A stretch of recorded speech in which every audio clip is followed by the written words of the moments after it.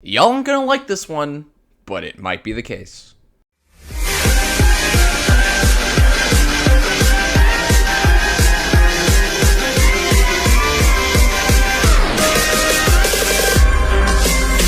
Hello, my fellow FNAF fans. What if I told you that everything you learned about Ruin was a lie? What if I told you that the Princess Quest ending isn't the canon one? What if I told you that Freddy is actually a prototype? And what if I told you that Security Breach never happened? I'm just kidding, the last one is a lie, that's a theory I don't ascribe to. But seriously, what I'm about to show you today is something that really is gonna throw the marbles in the air. What if we were interpreting Ruin all wrong? What if there's a wacky interpretation that all of us are missing that happens to be true? Well, I will go into all of that and more. I might as well not take up too much more of your time because this is something I don't want to keep y'all waiting for, so I'll just get started. Don't forget to like and subscribe, and let's get right into it. Now before I start, I want to quickly explain that I do not fully believe this theory and rather just consider this a possibility. But if it is true, I want to expand upon it and see what possibilities it may hold and all that jazz to put this theory on the radar. So what prompted this theory was me trying to understand how the Princess Quest ending and, to an extent, the Burn Trap ending are possible. The running theory was that after Vanessa's mind was completely freed from Glitch Trap that they would run down deeper and tie up loose ends, aka to try and conceal Glitch Trap and get rid of Burn Trap. But as soon as I started thinking, I realized that there are actually quite a few issues with this hypothesis that I really could not get behind. The first problem you realize is the Brazil ending, and that name was not just given because some developer liked the name of the country or whatever. It actually is a direct reference back to the movie Brazil, where by the end of the movie, the main character is strapped to a torture chair, where he disassociates from reality and tries to imagine he's completely safe, in an ending where everyone lives happily ever after. And what is the ending where this is displayed? An ending where Gregory and Vanessa are both eating ice cream, with a stand-in for Helby to align with her transponder of reality. In her mind, this is completely fake, where she imagines that everything is okay, completely happy, and nothing is wrong. But in reality, the voice speaking to her at the end is, "Cassie, I'm okay, I found a spot to hide." That voice is from the Mimic. It's a reused voice line from all the way back in Roxy Raceway. Cassie, I'm okay. I found a spot to hide. The next problem we realize is that the comic panels that are being presented in the game of Ruin are drawings reimagining of the endings of the game, implying that the comic strips of the base game endings were Gregory's headcanon.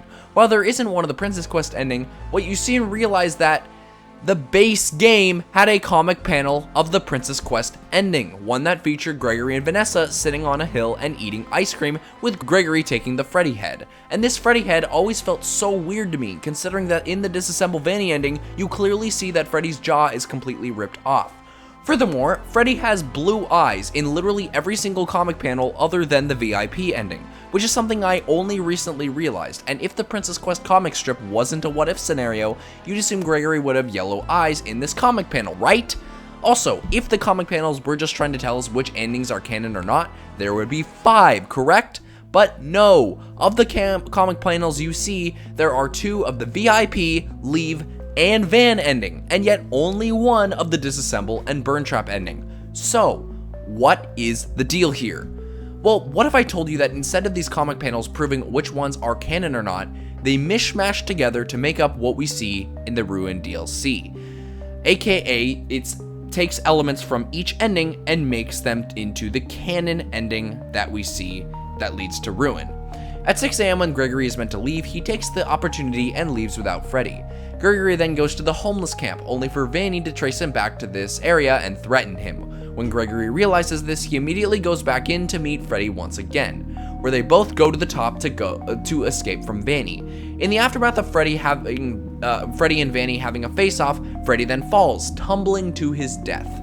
The Vanessa still in the Pizzaplex is to represent that Vanny, in the real events, never fell off and died, and rather was inside the whole time.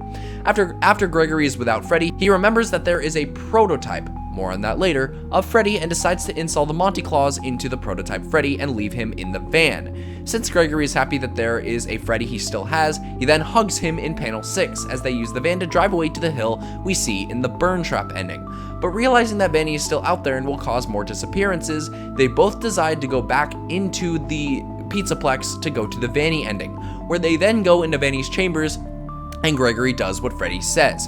uses the bots to turn them against Vanny, and then, with Vanessa and Freddy both dead and destroyed, Gregory then plays the arcade game, releases the glitch trap virus, and wreaks havoc among the Pizzaplex in the virtual realm, and goes down deeper to the burn trap ending to deal with him once and for all, only for him to go down deeper and seal off the mimic, either then or at some other time. Now, hold on. I know what some of you guys are thinking. That is ridiculous. How can Vanessa be dead? Even if the Princess Quest ending isn't canon, there's literally graffiti on the wall. And how could Vanessa be dead if she installed mixes in the Vanny network? And I understand the complaints, and trust me, I've thought through them long and hard. And I'll get to those soon enough. But before I do, I want to take a step back and address what most of you guys are probably thinking about: Princess Quest's role. Under my hypothesis, it's pretty clear that everyone is dead except for Gregory. Earlier I mentioned that in the Disassemble Vanny ending, Freddy's jaw is completely ripped off, whereas in the Princess Quest ending, Freddy has his head completely intact. This would be a Gregory headcanon, and therefore would have not taken the Freddy head with him. The fact that Freddy is missing his head in Ruin is intentionally meant to throw people off, especially considering that Ruined Freddy never shows up in the comic panels of the Princess Quest ending, and in reality, his jaw is ripped off. As for Vanessa, under this theory, she is officially dead. The rogue staff bots killed her. The fact that there are no comic panels with the Princess Quest ending is because the opposite is true, and the Brazil ending shows it. Freddy, Vanessa, and Gregory are all not okay. The Princess Quest ending would be the least canon of all the endings. But wait, many of you are saying, in the Princess Quest arcade cabinet when we go to Fazer Blast, there's a sword in it to symbolize that Glitch Trap was defeated, and a lantern to suggest the quest is finished, right? Wrong. While I don't disagree that the Princess Quest 3 arcade game was played, under the comic panel theory, Vanessa is dead, and if Vanessa is the thing containing the Glitch Trap virus, then Vanny was the thing containing the Glitch Trap virus from being released. However, when the princess plays the arcade and unlocks the gate, the Glitch Trap virus wreaks havoc among the Pizzaplex, which is exactly what we see in Ruin. The purple textures all over the Pizzaplex in AR mode is to show that Glitch Trap is in complete control over the world, to the point where it literally has interacted with the real world, hence the Glitch Trap shadow where Mal hair remains on the wall. Some people may point to these textures relating back to Mixes, but guess what? Mixes isn't purple, he's black. In fact, Mixes' role as a good security is far more impactful if the Glitch Trap virus is present in AR mode. Mixes realizes that anyone being in the Vanny network too long will result in possession from Glitch Trap, and Mixes' solutions are causing the animatronics to essentially knock you out of it. Of course, this isn't Mixes' only security role, but it would be one of them. Again, I know what a lot of you are thinking. If Mixes is trying to save you from the Glitch Trap virus, then why would he send murderous animatronics to try and knock you out of AR mode? And if Tales from the Pizzaplex didn't exist, I would say you have a good point. But in the Bobby Dot's conclusion, we get a clear explanation on why Mixes would try to send the animatronics to you. Assuming that the animatronics are not hacked by Gregory anymore because Gregory is gone, the animatronics would not be hacked to kill anyone opposing them anymore. In Bobby Dot's conclusion, the twist by the end of the story shows that the Gen 2 Bobby Dots are actually rogue, despite the fact that the Gen 1 Bobby Dots are the ones trying to kill Abe and Sasha throughout most of the story.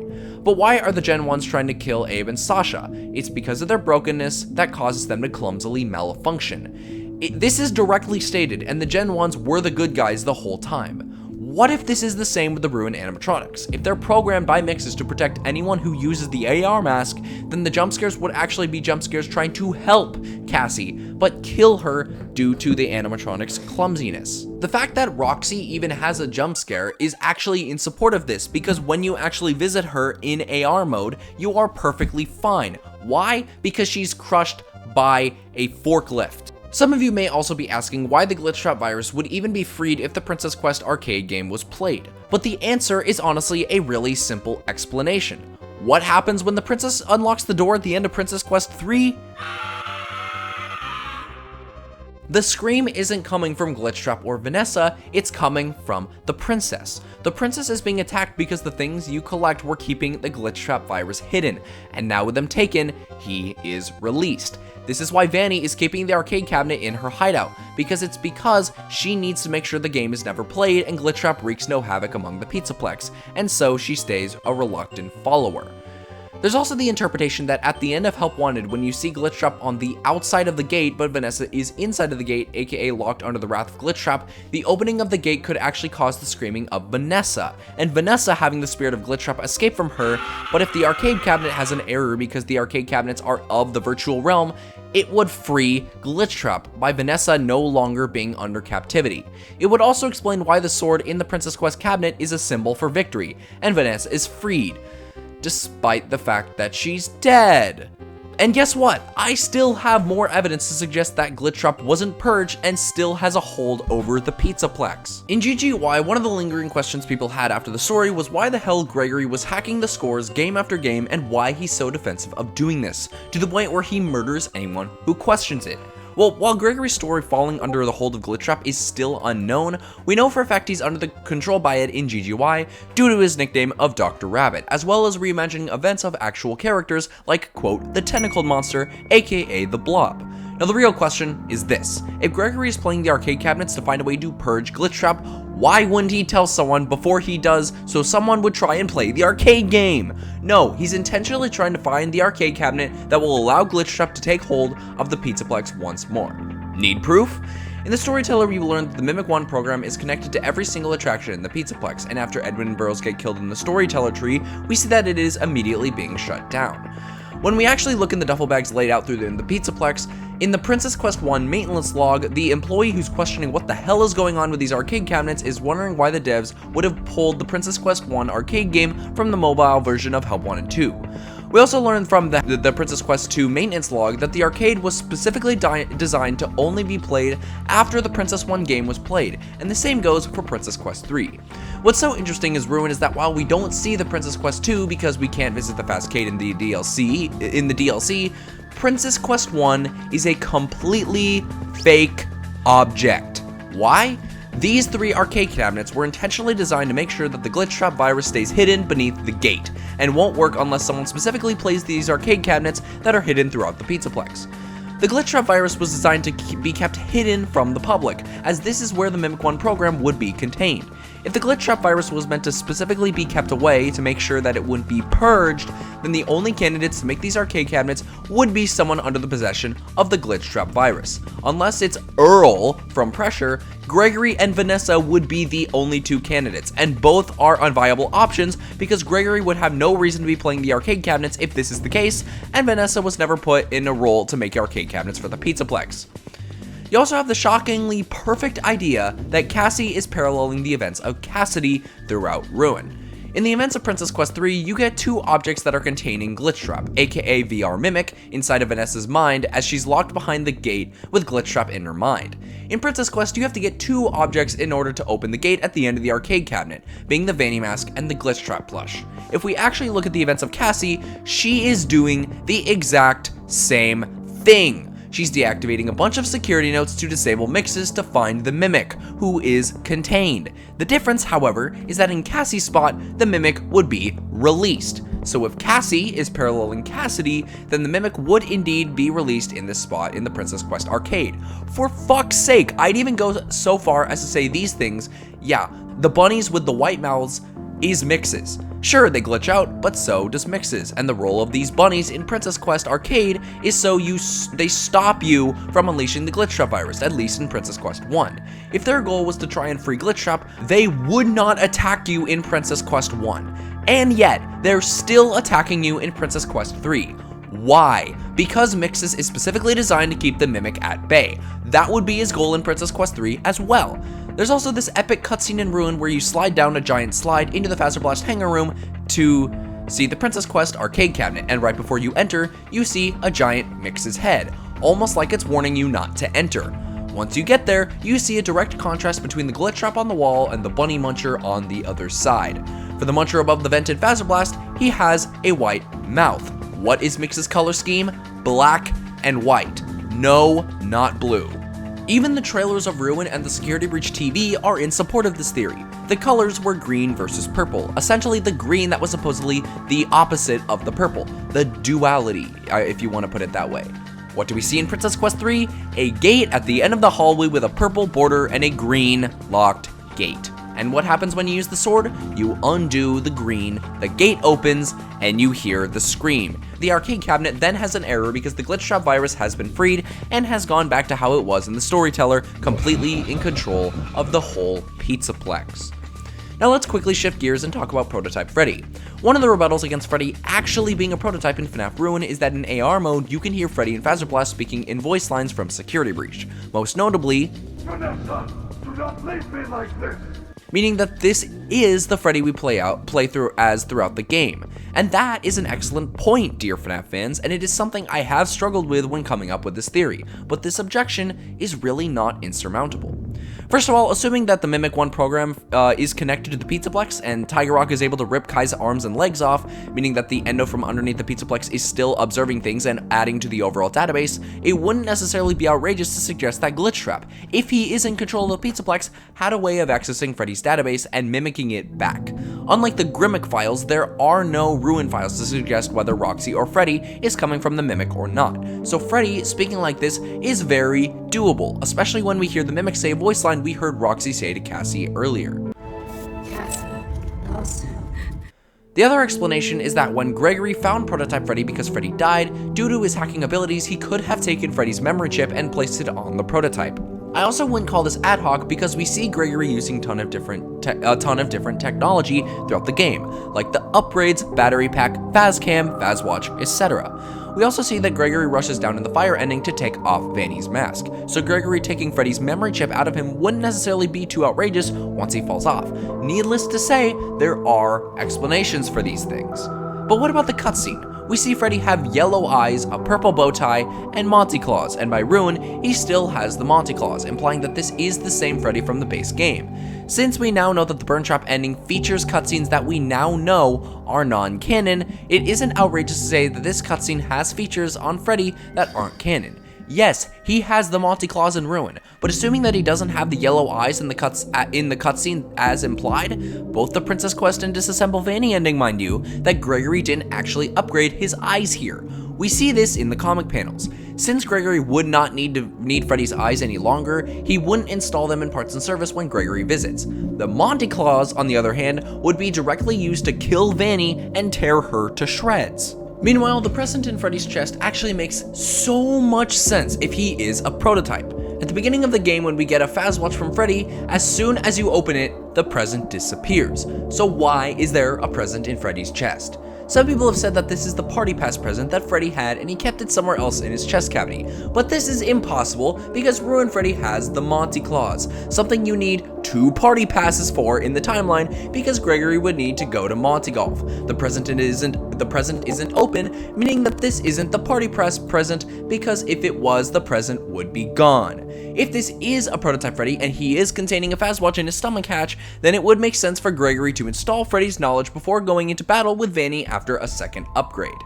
This also solves a massive issue I had with the base game when I first played through Security Breach. If you take the Fazerblast route and go up to the vent to see Vanny's hideout, Freddy will make this comment. Vanny. It is very similar to Vanessa. And also Bunny. That cannot be a coincidence. Heavily implying that Freddy has not heard of this name before. However, even when you go to the Monty Golf path where Freddy would have no knowledge of Vanny's name whatsoever, Freddy makes this comment when you get to the lobby entrance. You can go, or you can continue to investigate the secrets of the Pizzaplex. I feel there is something else going on besides Vanny. This line has constantly bugged me for the past year and a half, and I continued to wait for Steelwool to fix it. However, over a year and a half later, this line still exists when you get to the front lobby, even if you didn't go to Fazerblast. So what is the deal? Assuming this would be where Gregory leaves in the comic panel theory, then this is the real Freddy, after Freddy has Roxy Eyes, Monty Claws, and the Chica voice box installed. He would need the Chica voice box in order to make this comment because the Chica voice box is the upgrade needed to even discover Vanny's name in the first place.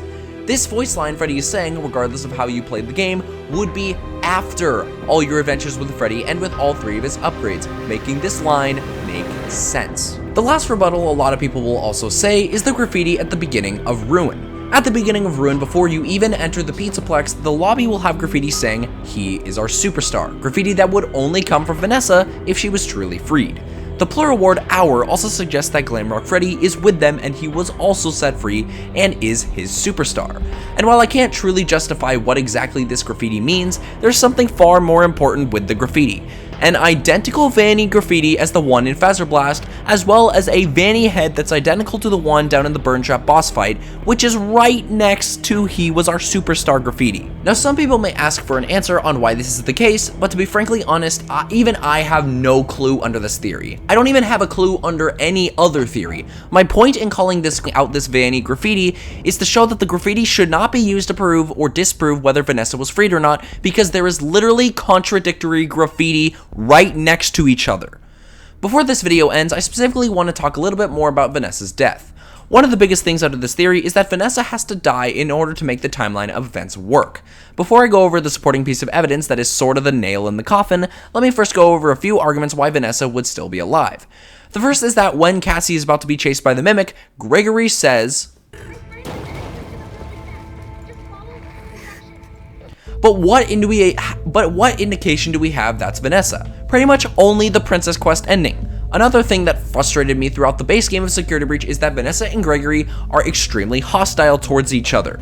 No, I don't trust her. Why not? I don't know who she is, but she's trying to get... I'll bet you think you're real clever, Gregory. If you're part of this, you're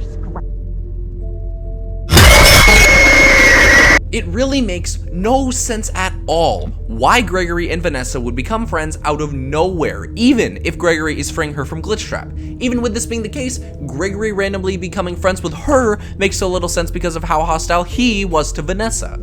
But some may ask who Gregory's quote other friend may be if Freddy and Vanessa are both dead, especially one who would be able to access the camera maps. And while it's hard to say definitively, my stand-in answer is Helpy, as the one difference between the Princess Quest and Brazil ending is that Helpy is eating ice cream with Gregory. Assuming Gregory also had a role in installing mixes and trapping the Mimic, he would have direct association with Helpy. Helpy also does indeed have access to the building maps, as he is the one guiding Cassie throughout the whole game. Again, this is a pretty weak correlation, but it is a stand-in answer for his friend because we really don't have that much information on this. Meanwhile, there is some pretty messed up and insane evidence for Vanessa's death in her chamber above Phaser Blast. First thing to mention is that the pad with the button to turn the staff bots against someone is completely gone from the room, implying that it was actually taken, and if Gregory did in fact use it, it would be gone. And in the Disassemble Vanny ending, Gregory uses the panel. But the last thing to mention is something so subtle that I am sure many of you missed it. In the Disassemble Vanny ending, you can see the staff bots killing Vanny, but Gregory is standing in an area where you can't see the Princess Quest arcade cabinet or the computer and button panels. Gregory is staring straight forward to where Vanny is getting killed, meaning that Gregory is standing directly in front of the bed. Obviously, the room is oversimplified because there is no Freddy recharge, but this is really the only place Gregory could realistically be standing. Now take a look at this. In the hideout room of Phaser Blast, right underneath the vent in the base game, you can't see anything. However, in Ruin, there is a giant smear of dried red blood. And this isn't an accident, because this texture appears nowhere else in the room. This is where Vanessa died, and it was all Gregory's fault. And for those who want to say that Gregory wouldn't be heartless enough to kill Vanessa, assuming the elevator ending voice isn't coming from Grimmick, Gregory is a-okay with killing Cassie, a friend of his, to silence any witnesses to him, and Gregory murdered all of his therapists as well as his best fucking friend. Gregory is a killer. Gregory would kill Vanessa, and it's far more fitting with his character than becoming friends with her. Wow, Gregory, you really are an asshole. But anyways guys, thank you so much for watching this video. More videos coming soon, and by October there will very much be a massive theory video with enormous implications. I hope you all have a great rest of your day, and as always, peace out.